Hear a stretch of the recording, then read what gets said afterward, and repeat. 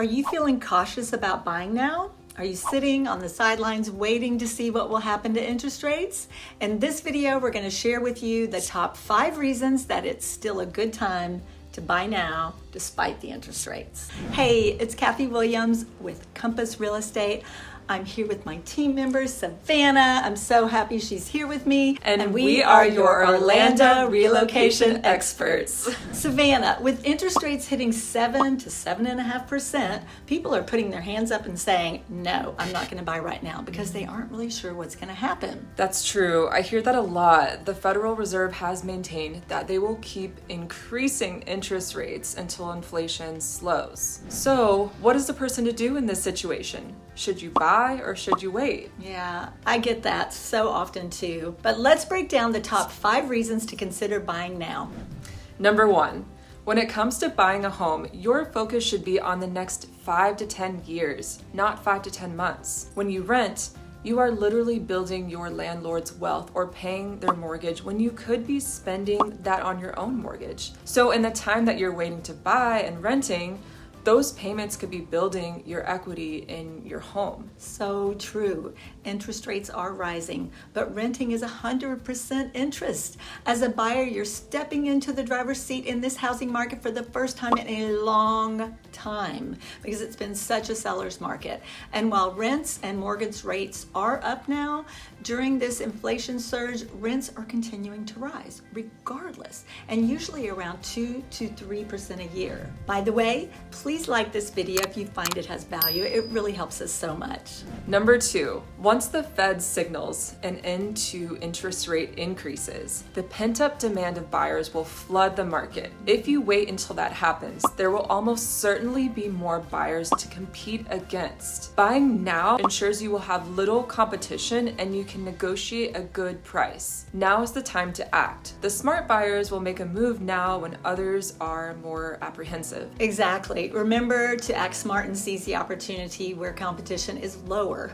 Sellers may be more willing to negotiate. Number 3, you can always refinance. You can get a temporary mortgage in the form of an adjustable rate mortgage, otherwise known as an ARM, or a 2-1 buy down. These are great options for beginning your mortgage at a lower rate, plus there is increasing talk of a recession occurring. If that's true, it's likely that the Fed will lower rates and then you can refinance once the rates come down. Which, by the way, if you've been looking for a home for a long time now, or for a little while at least, and you haven't gotten back with your lender to get your pre-qualification updated, you definitely want to do that because since interest rates have gone up, that means you're pre-qualified for a different loan amount at this point. So rather than being disappointed, maybe when you find the perfect house and you don't qualify for that house, it's better to go ahead and just speak to your lender, recheck that amount. Number 4, sellers who are listing their properties in the next several months are serious and want or need to sell. Buyers who want to purchase but are concerned about rates have an opportunity to negotiate with the seller. The more days on the market a home has, the more likely you can negotiate on closing costs, price, and inspection repairs. And we are seeing more negotiating right now for sure. Hey, stick around to the end of this video. We have some bonus material on deceleration versus depreciation.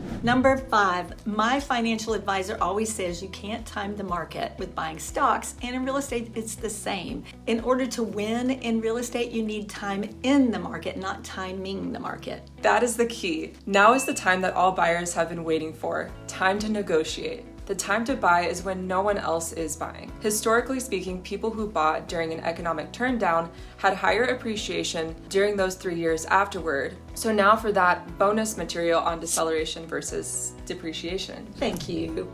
When we're in these portals like our MLS search or online searches, we see price cut, price drop, we're reading articles in the media about price drops and sellers dropping their prices. We hear the word price drop and we think depreciation. Our minds make that link, but that's not quite how they go together. Price drop just means the home's taking a price cut. It's a little more on sale than the seller thought it needed to sell for. But let's just say a house was listed for 1.2 million because of the comparable homes that sold in the neighborhood from the month before. Then it ends up selling at 1 million. But a year ago, the homes in that neighborhood all sold for 900,000. Well, that home has sold for 100,000 more than homes sold in that area a year before. So there was no depreciation, but the home did take a price cut, a $200,000 price cut. So when we're doing these market updates and we're analyzing market data and the media is analyzing the market data, we're doing appreciation and depreciation in year-over-year increments. We're looking at price drops, and acceleration and deceleration, we're looking at quarter-over-quarter and month-over-month.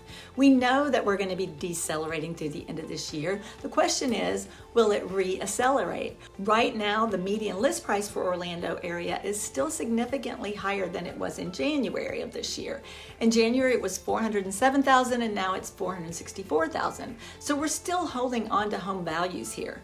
If interest rates rise in the next 2 months, like they're predicted to do, it could make affordability go down even further, and that could make it a great time to buy now instead of waiting.